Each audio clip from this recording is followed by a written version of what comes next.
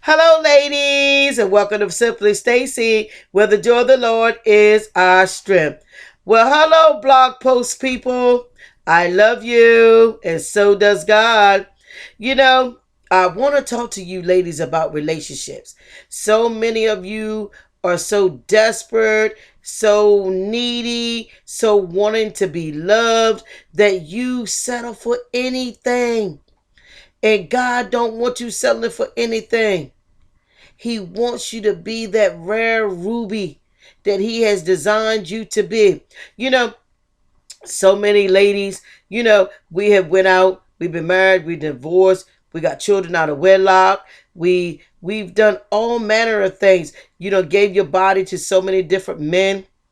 You're still doing it even though you've gotten saved, out of your need of companionship, out of your need of fulfilling lustful desires of your body. You have done certain things.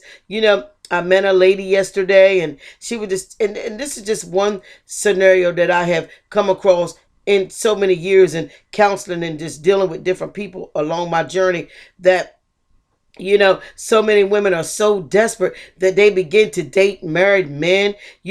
Married men come over there to fulfill their sexual desires. Married men come over there to do little things around the house.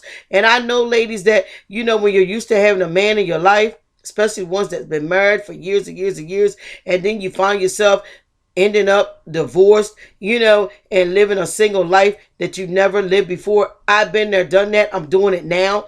And that it can be easy, to go over there and be with somebody that's married. Some of the men, they lie to you and you don't ask any questions. When you meet them, when I meet a guy, I ask him, are you married? Are you in a relationship? Are you sexually active with someone right now? Because if they are, that's a no-no for me. And that needs to be a no-no. When you go into a relationship with somebody that already is attached to somebody, you're setting yourself up already knowing that you're going to be hurt.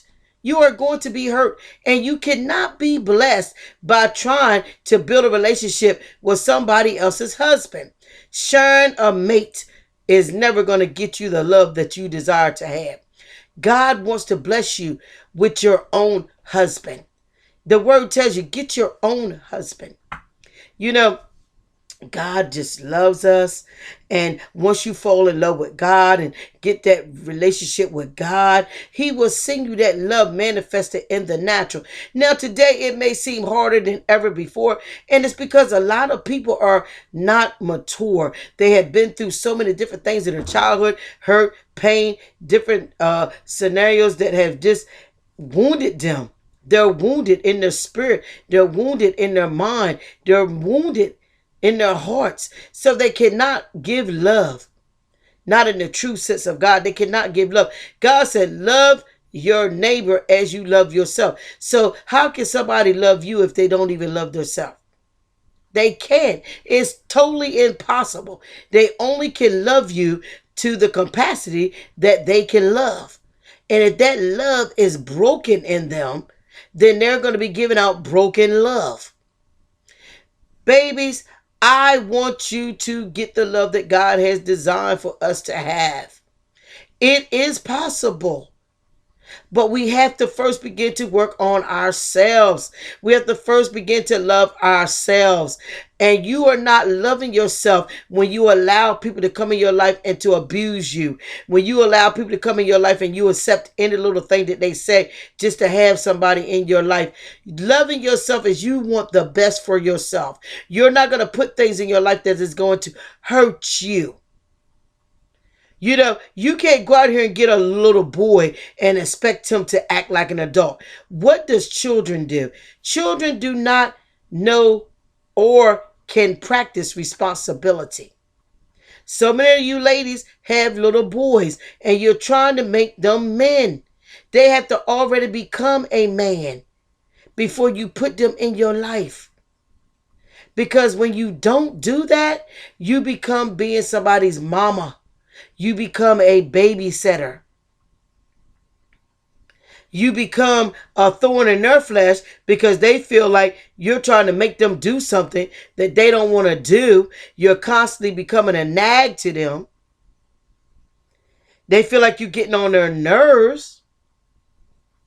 And you don't want anybody in your life like that. You want to be whole and healed. You want to allow a man to come in your life that's going to love you for who you are, that's willing to do the work and recognize that once you get with them, that it's not just going to be hunky-dory, that this takes work, because they understand that they had to work on themselves to be whole, to be loving. This is a journey every day. In my everyday life, it is a job, to keep the joy of the Lord. I'm going to keep it real with you. To be happy. To go out here, people are so nasty and mean. But in the midst of it all, that you still say hello, that you keep a smile on your face, even when somebody want to come at you with a bad attitude. And this is just how it is in a marriage. This is work.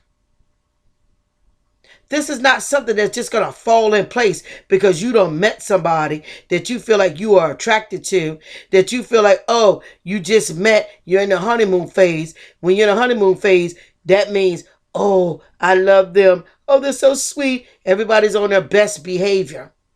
But as times go on and their bones start falling out of their closet, because a lot of people show you their representative, you don't really get to see who they really are in the beginning, because they're trying to be on their best behavior to draw you in. But mature men and women of God, you will see who they are from the beginning. They're going to keep it real with you, which most people don't want real. Most people want you to show a representative. Most people want to be entertained by you. Most people want their lust fed by you. But real men and women of God is not going to do that. So, if you want the real woman and man of God, you need to carry yourself like so. And they will respect you. They will honor you. Anybody that can't honor and respect the fact that you are honored and respecting God, you don't need to put them in your life. And you don't need to settle. You don't need to take down. You don't need to do anything to hold on to this person, because that means they're not honoring and respecting God. And you don't want that, because it will manifest later on in a relationship. And if you marry them, it will manifest in the marriage. And it's going to be a tug of war. It's going to be a battle. It's going to be an issue. Because you didn't deal with it from the beginning. You didn't select the right person from the beginning. You didn't know how to discern that this person was more committed to following what the enemy tells them to do, following what the world wants them to do, instead of following behind what God wants you to do and doing the things of God. Because, ladies, the truth is, we'll walk in the spirit with God. We'll be faithful to God. We'll love God with all our heart, mind, and soul.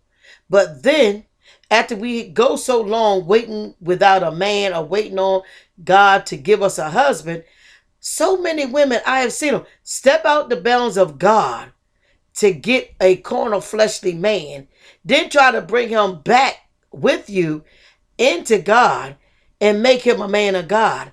No, no, no, no, no, no, no, no, no, no, no. He has to already be a man of God. And you have to keep your integrity with God. Never leave out the statutes and the bounds of God to get a man. Taking down on the things of God to get a man. Continue to wait on God. He will renew your strength. You will mount up with wings of an eagle until that husband that he has designed for you shows up and manifests in your life. Because the same way you're waiting on him, the man of God is waiting on you. Believe me, these men are meeting all kinds of little girls. They're meeting all kinds of little hoes. Just like we're meeting all kinds of little boys and meeting all kinds of little hoes. They're going through the same thing, real men of God. So they're waiting just like you're waiting on them. And at the right time, you will come together. Be still and know that he is God. And continue to fight the good fight of faith. God has that mate that is designed for you. waiting on you, just like you're waiting on him. Babies, I love you, and so does God. Hold your head up. Don't get weary in your well doing, because if you faint not, you shall reap. You shall reap. I don't care what the enemy says to you. I don't care what the world is shouting at you. If you faint not, you shall reap. Wait on the Lord. Wait on the Lord. Love you, babies. Mwah. Smooches.